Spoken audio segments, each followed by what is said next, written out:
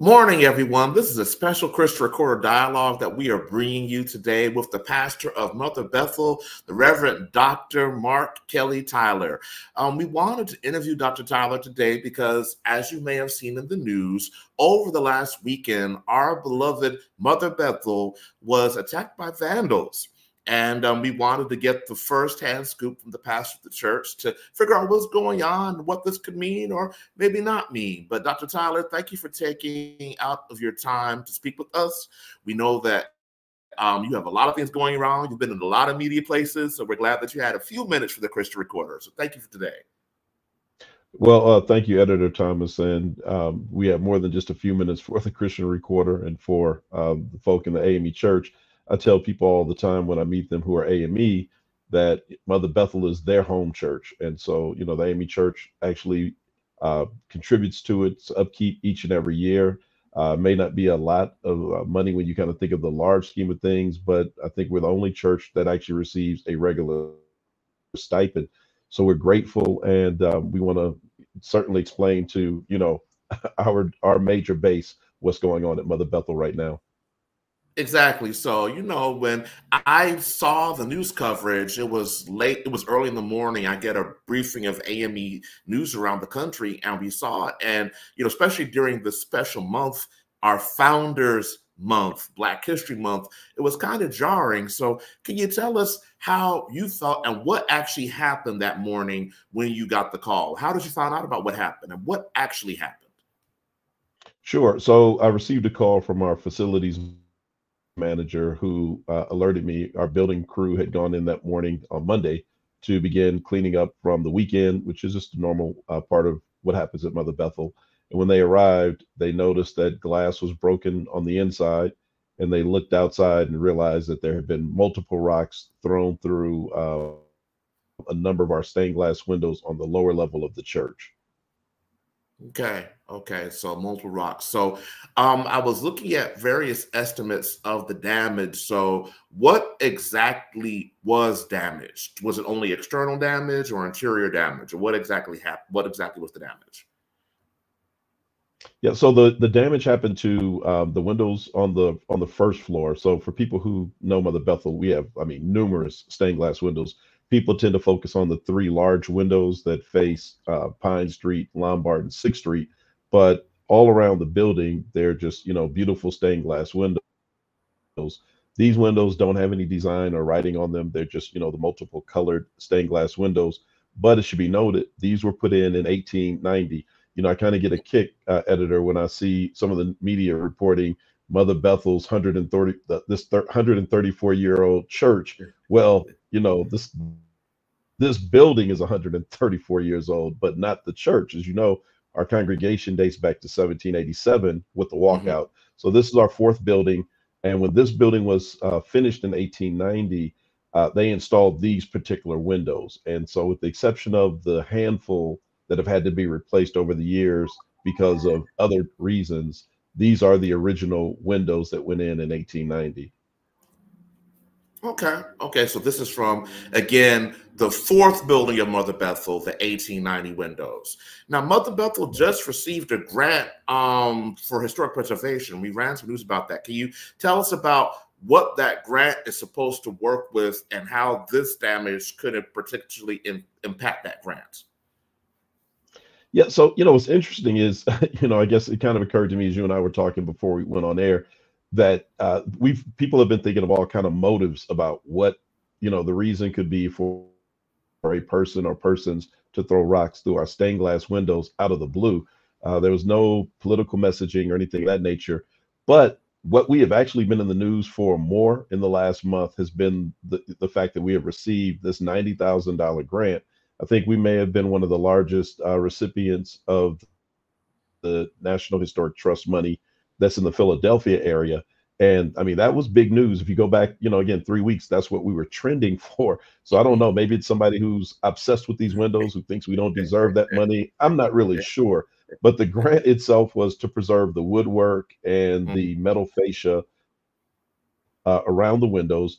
Shout out to the late Bishop Richard Franklin Norris, who was the pastor from 1986 to 1993, who did a major restoration work on the outside, out the inside, and that included repairing those big stained glass windows. I mean, that was a huge effort, but now you're talking, decades ago. It's hard to believe that that's decades Mhm. ago.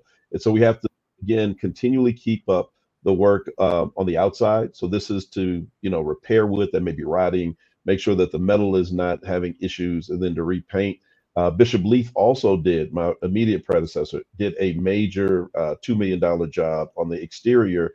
But again, as you kind of get a sense that almost every half of a generation or so, you have to Mhm. address these windows in particular and all of the important brickwork on the outside as well. It is an ongoing job to keep this building going. That $90,000 grant is going to go a long way for more preventative maintenance.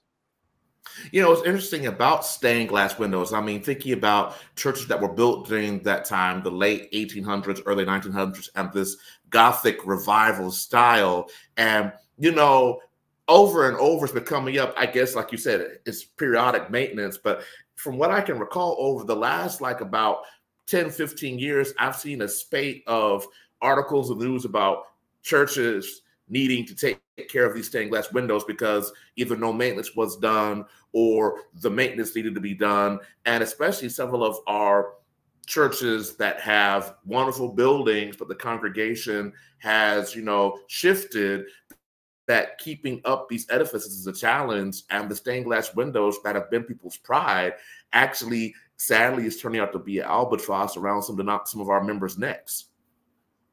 Listen, stained glass windows are beautiful. They were all of the rave, toward the end of the 19th century when churches started moving from, as Daniel Payne would say, the old Mother Bethel was as plain as a Quaker's coat, which is what he liked, clear glass windows. And we all started, Metropolitan was built in this era in DC, and other churches started to move toward this modern look, and that included these decorative stained glass windows. I don't know how much thought was put into how we're going to keep these windows up if these buildings survive the next 100 years or so. I mean, consider this: the first three Mother Bethels, the longest building that stayed up was 1841 to Mhm. 1890 or 1889 when they tore it down. So maybe in their mind, in another 50 years, the church will have a new kind of building anyway. Mhm.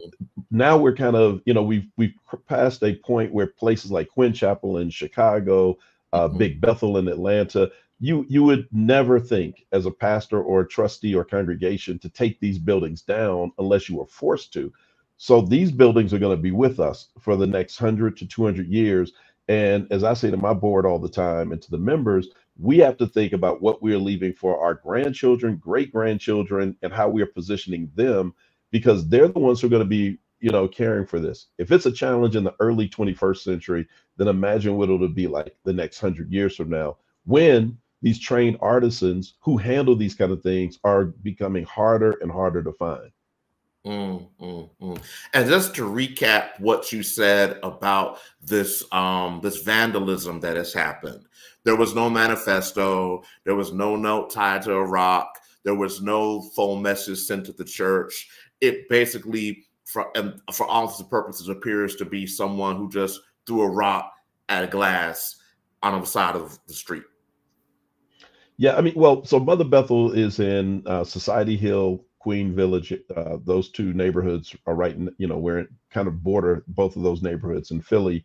They're both pretty affluent, and but yet we also have South Street that runs Mhm. right through both of those two communities, and there's a hospital nearby. I mean, like I said, when I tell you that we're kind of in a mix where you see a little bit of everything all of the time, there really is no telling, because it's the kind of neighborhood where people are always passing through. And so we're not a place where the only reason you'd be there is if you were going to go see that building. Mhm. You could literally Mhm. be passing through, just have this, sick thought in your mind, and here's this beautiful church that's, ready for you. And so again, it kind of goes with the territory. And sadly, it's not the first time we've experienced this. Even in my 16 years, it's the first time it's become so big. Mhm. And I want to add this, that typically when this has happened, we have downplayed it, just cleaned up, done what we had to do internally, and we kept it moving, because we recognize that people can often blow it out of proportion. This was kind of scooped by a local news team that was there Mhm. before we could even clean it up. And we felt compelled at that point that we had to say something because we did not want anyone else to tell our story for us.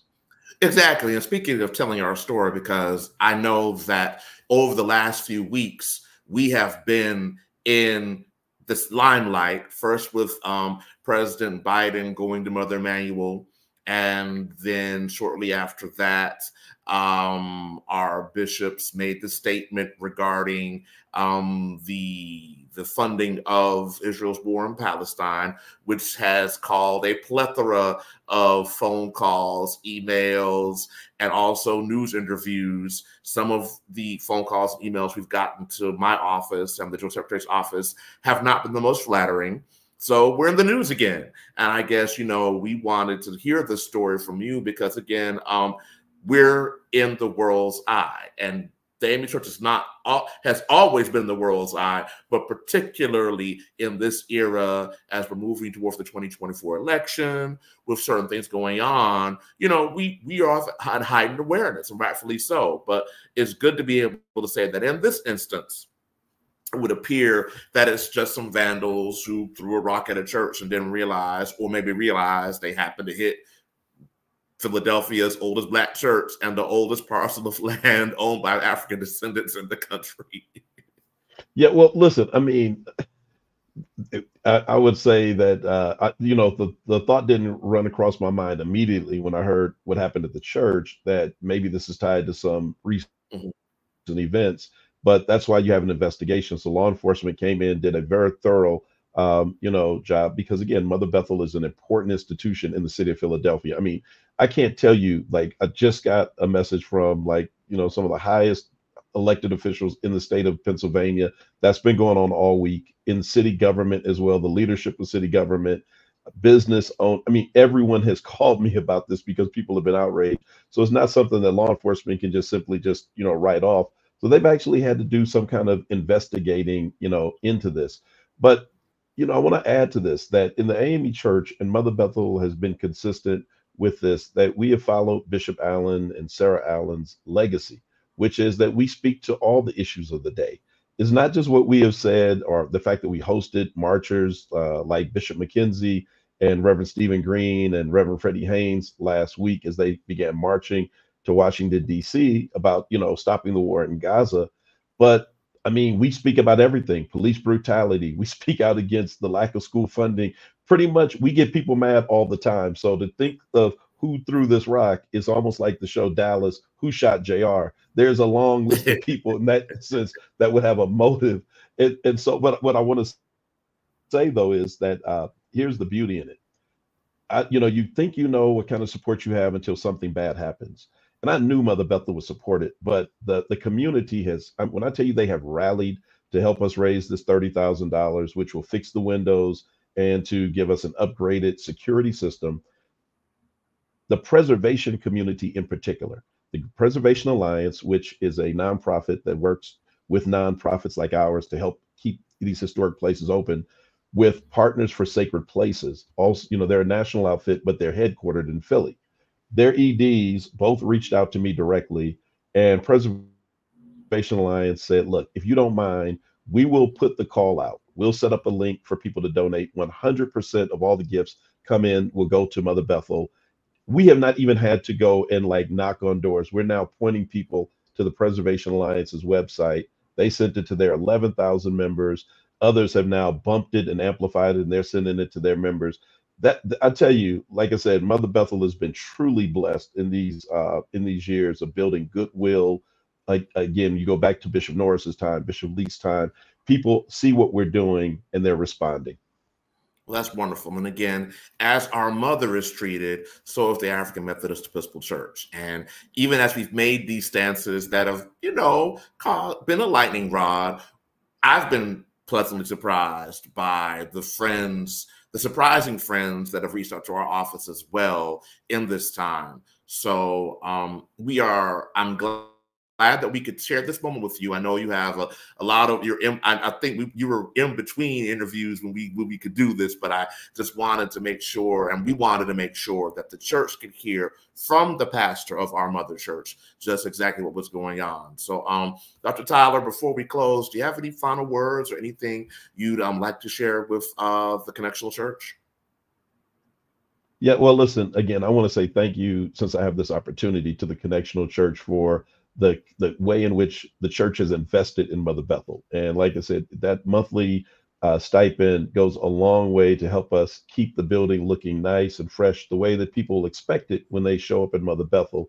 And so we recognize that, and we want to make sure that the mother is around for years and years to come, that generations of AMEs will be able to enjoy it as we have. So thank you again. And thank you for this critical outlet that you created, Editor Thomas. This is, I mean, these types of moments are very important, that we can really speak in a way that makes sense. You know, I've talked to a lot of different reporters this week, but this conversation, I think, really strikes at the heart of who we are and the things that are most important to us in this story. So thank you.